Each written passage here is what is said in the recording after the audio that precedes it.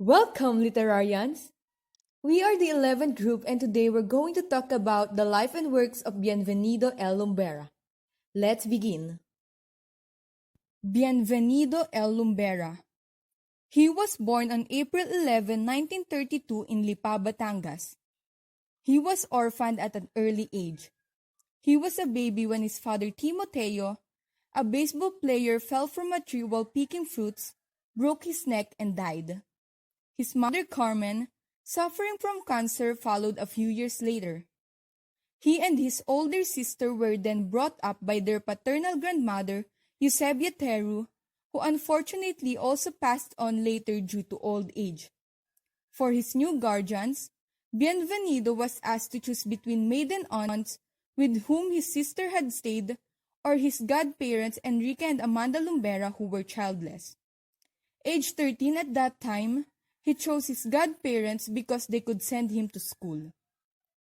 He spent most of his youth in Batangas until he entered the University of Santo Tomas in 1950 to pursue a degree in journalism and completed his master's degree.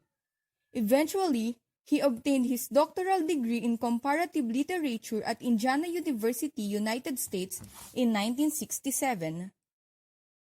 When the dictator Ferdinand Marcos declared martial law in 1972, Lumbera went underground. He was arrested by the military in January 1974 and released in December that year. He believed that a friend or colleague close to Marcos had recommended his release. He is a poet, librettist, and scholar. As a poet, he introduced to Tagalog literature what is now known as bagay poetry, a landmark aesthetic tendency that has helped to change the vernacular poetic tradition.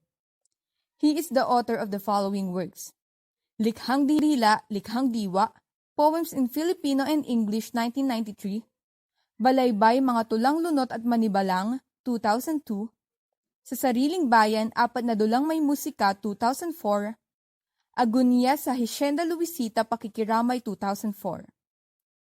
As a librettist, for the tales of the Manubu and Ramahari, he pioneered the creative fusion of fine arts and popular imagination.